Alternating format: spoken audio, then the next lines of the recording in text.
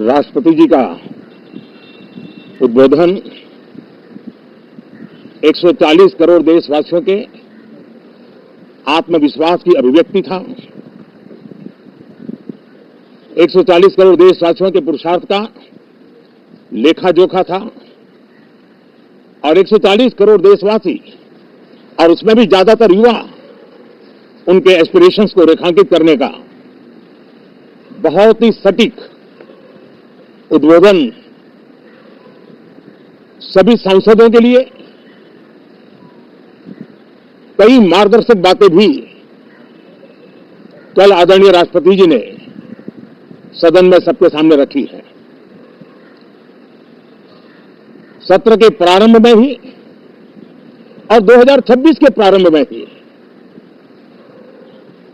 आदरणीय राष्ट्रपति जी ने सांसदों से जो अपेक्षाएं व्यक्त की हैं, उन्होंने बहुत ही सरल शब्दों में राष्ट्र के मुखिया के रूप में जो भावनाएं व्यक्त की हैं, मुझे पूरा विश्वास है कि सभी माननीय सांसदों ने उसको गंभीरता से लिया ही होगा और यह सत्र अपने आप में बहुत ही महत्वपूर्ण सत्र होता है। ये बजट सत्र है। 21वीं सदी का एक चौथाई हिस्सा बीत चुका है। ये दूसरे चौथाई का प्रारंभ हो रहा है और 2047 विकसित भारत के लक्ष्य को प्राप्त करने के लिए ये महत्वपूर्ण 25 वर्ष का दौर आरंभ हो रहा है और ये दूसरे क्वार्टर का, इस शताब्दी की दूसरे क्वार्टर का ये पहला बजट आ रहा है और वित्त मंत्री निर्मला जी देश की पहली वित्त मंत्री ऐसी है, महिला वित्त मंत्री ऐसी है जो लगातार 9वीं बार देश के संसद में बजट प्रस्तुत करने जा रही है। यह अपने आप में एक गौरव पल के रूप में भारत के संसदीय इतिहास में रजिस्टर हो रहा है। साथियों, विश्व का प्रारंभ बहुत ही पॉजिटिव नोट के साथ शुरू हुआ है। आत्मविश्वास भरा हिंदुस्तान आज विश्व के लिए आशा की किरण भी बना है, आकर्षण का केंद्र भी बना है। इस क्वार्टर के प्रारंभ में ही भारत और यूरोपियन यूनियन का फ्री ट्रेड एग्रीमेंट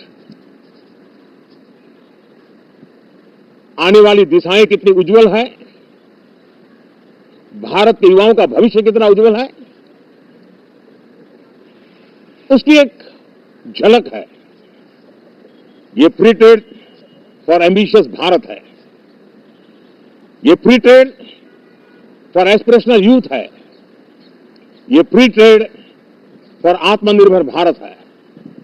और मुझे पक्का विश्वास है, खास करके जो भारत के मैन्युफैक्चरर्स हैं, वे इस अवसर को अपनी क्षमताएं बढ़ाने के लिए करेंगे और मैं सभी प्रकार के उत्पादकों से यही कहूंगा कि जब भारत यूरोपियन यूनियन के बीच मदर ऑफ ऑल डील्स जिनको कहते हैं वैसा समझौता हुआ है, तब मेरे देश के उद्योगकार, मेरे देश के मैन्युफैक्चरर्स,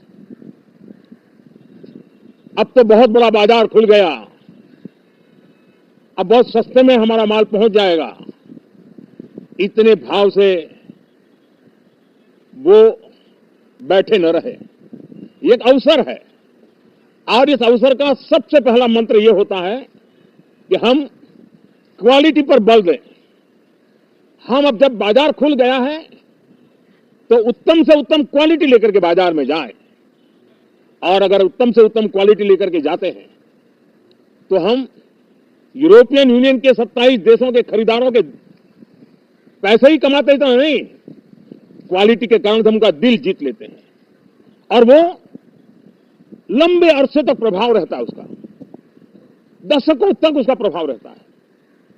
कंपनियों का ब्रांड देश के ब्रांड के साथ नए गौरव को प्रस्तावित कर देता है और इसलिए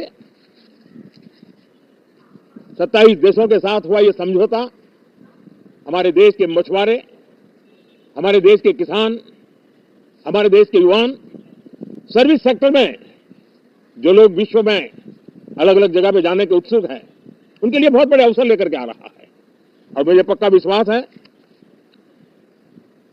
एक प्रकार से कॉन्फिडेंट, कॉम्पिटिटिव और प्रोडक्टिव भारत की दिशा में ये बहुत बड़ा कदम है। साथियों, देश का ध्यान बजट की तरफ होना बहुत स्वाभाविक है, लेकिन इस सरकार की ये पहचान रही है रिफॉर्म, परफॉर्म एंड ट्रांसफॉर्म। और अब तो हम रिफॉर्म एक्सप्रेस पर चल पड़े हैं, बहुत तेजी से चल पड़े हैं। और मैं संसद के भी सभी साथियों का आभार व्यक्त करता हूं कि इस रिफॉर्म एक्सप्रेस को गति देने में वे भी अपनी सकारात्मक शक्ति को लगा रहे हैं और उसके कारण रिफॉर्म एक्सप्रेस को भी लगातार गति मिल रही है। देश लॉन्ग टर्म पेंडिंग प्रॉब्लम्स अब उससे निकल करके लॉन्ग टर्म सॉल्यूशंस के मार्ग पर मजबूती के साथ कदम रख रहा है। और जब लॉन्ग टर्म सॉल्यूशंस होते हैं तब प्रिडिक्टेबिलिटी होती है, जो विश्व में एक भरोसा पैदा करती है।